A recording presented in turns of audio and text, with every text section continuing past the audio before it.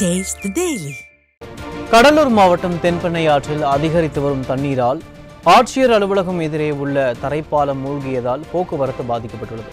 இதுகுறித்த கூடுதல் தகவல்களை நமது செய்தியாளர் தாமரைக்கண்ணனிடம் கேட்கலாம். தாமரைக்கண்ணன், வணக்கம். இந்த பகுதியில் மாற்றுப்பாதை எதுவும் ஏற்பாடு செய்யப்பட்டிருக்கா? முழுமையான விவரங்கள் என்ன? வணக்கம் அருண் பாண்டியன்.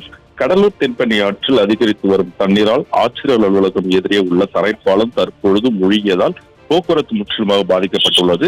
கர்நாடக மாநிலத்தில் பெய்து வரும் கனமழை காரணமாக KRS அணை முழுவதுமாக நிரம்பி அதற்கு வரும் உபரி நீரானது தற்போது திறக்கப்பட்டுள்ளது. இந்த நீர் சாத்தனூர் அணை வழியாக தென்பெண்ணை ஆற்றில் தற்போது திறந்துவிடப்பட்டிருக்கிறது.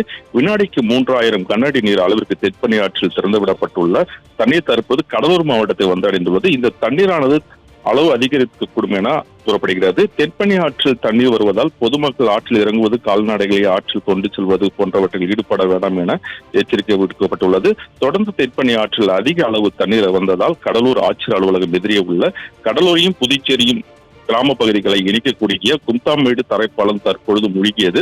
இதனால் முற்றிலுமாக போக்குவரத்து பாதிக்கப்பட்டுள்ளன. இந்த பாலத்தின் வழியாகத்தான் கும்தாமேடு சுற்றியுள்ள பொதுமக்கள், பள்ளி, கல்லூரி மாணவர்கள் கடலூருக்கு வந்து செல்வார்கள். இது தவிர மது பிரியர்களும் புதுச்சேரிக்கு சென்று மது அருந்தி விட்டு வருபவர்களும் இந்த வழியை தான் பயன்படுத்துவார்கள். தண்ணீர் செல்வதால் அவர்கள் பாதிக்கப்பட்டுள்ளனர். இதனால் அப்பகுதி மக்கள் கடலூருக்கு வர மாற்று வழிகளை பயன்படுத்தி வருகின்றனர். இதனால் சுமார் ஒரு 3 மற்றும் 5 கிலோமீட்டர் தூரம் சுற்றி வருவர்களை ஏற்பட்டுள்ளது. மாவட்ட நிர்வாகம் மேலும் எவ்வித பாதிப்பு ஏற்படாத அளவுக்கு உரிய நடவடிக்கை எடுக்க வேண்டும் அப்படி என்று அப்பகுதி மக்களுடைய கோரிக்கையாக உள்ளது.